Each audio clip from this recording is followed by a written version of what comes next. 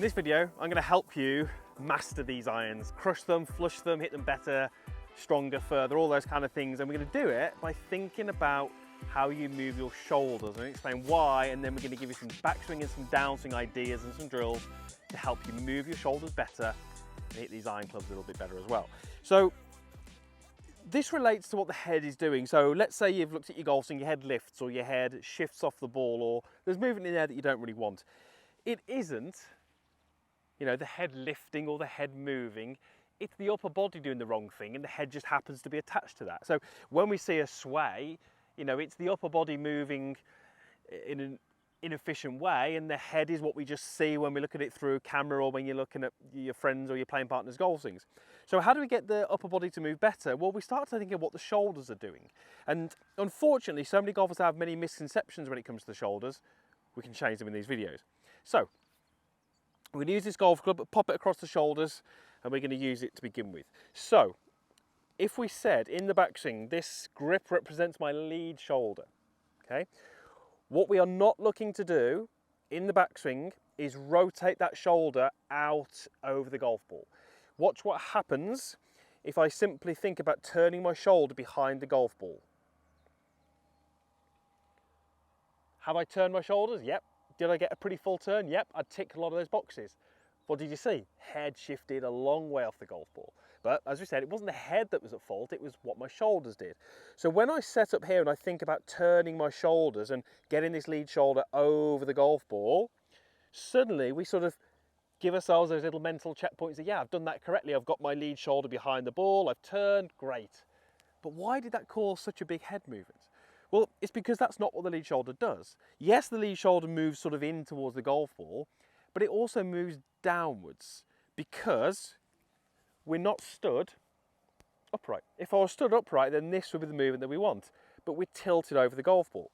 So what I need to do with that lead shoulder is I need to move it behind the golf ball, but also down towards the golf ball. Really important that I understand that. So what I'm going to do is that grip, I'm going to almost visualize and imagine that I'm going to point the grip at the ball. Now it probably won't, it'll probably point into an area, you know, just outside the ball, maybe a foot to 2 feet. But just look at the difference in what my head does when I try and move the grip of my club down to point at the ground and behind the ball. Well, now we see a very, very different movement. Now we see, yes, the shoulder has turned, and you can see from the golf club, it's got rotation, but it's on an angle. It's a tilted angle, and it enabled me to keep my head still. Now what you can't see there is that as I did that correct move, I suddenly got very different feelings through my lower body. So when I made that movement that we want, I suddenly felt like my lower body had to react in a certain way. You can see what my legs have done.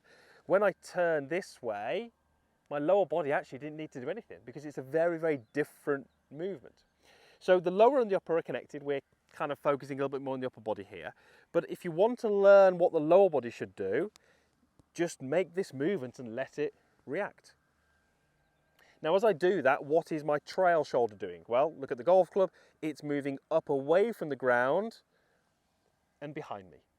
Now, what I would encourage you to do in practice, if this is something you struggle with, as a backswing feel, you know, start and hit a few shots at drive range and just start to play around with, you know, which shoulder do you seem to get more success thinking about? Are you someone who focuses on that lead shoulder and it really helps? Or actually some golfers just think a little bit more about what that trail shoulder's doing and they get the right movements. So backswing, understand that it's not just a turn. It actually has to move down and back behind the golf ball. So let's go ahead and hit one into this 17th green. Lead shoulder down behind the ball. And the pivot was good, the result wasn't. Left of the flag. It's safe, it's on the green putting, but probably not the result I would want. Lead shoulder down. Right, what do we do in the downswing? Well, we do the reverse of that. Of course we do. No, we don't. We don't do the reverse of that because that is, again, where so many golfers go wrong. It's not a completely different move, but there are some subtle changes which we really need to understand if we hit these iron shots better. So, a really common issue in the downswing is we might have made this nice backswing, but it's that lead shoulder moves upwards far too soon in the downswing. So you can see how the grip has got an upward movement almost straight away. At speed, you know, when we're trying to put some speed in the club head, especially with long irons and rescues and drivers, what that will do, it will invariably cause you to tip your head backwards. Now with a driver, that's not horrendous. I've got an 8 iron here, that's really not going to help me. So what we have to do is we have to understand that when we make this movement back, the feeling that we want in the lead shoulder is that it moves forwards and down slightly before it starts to move up and behind me. Really, really important. So we make our good backswing move, but then it moves forward and down, and then it rotates up.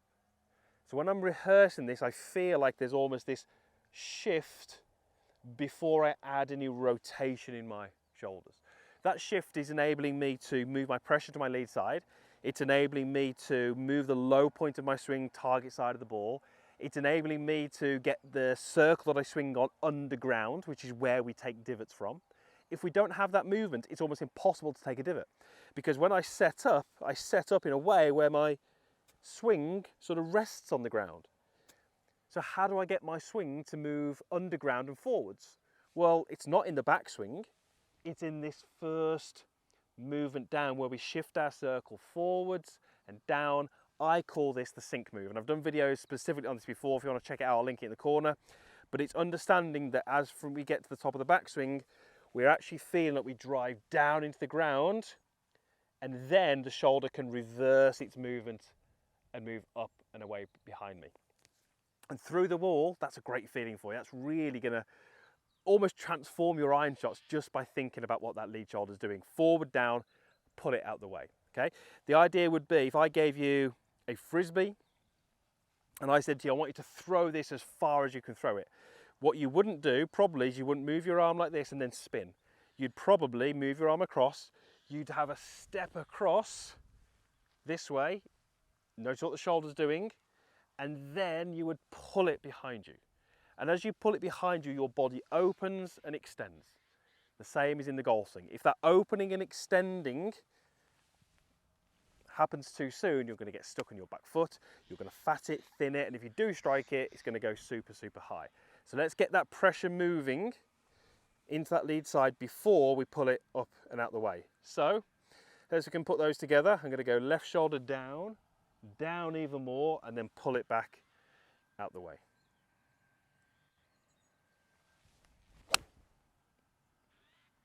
And that one is perfectly into the middle of the green.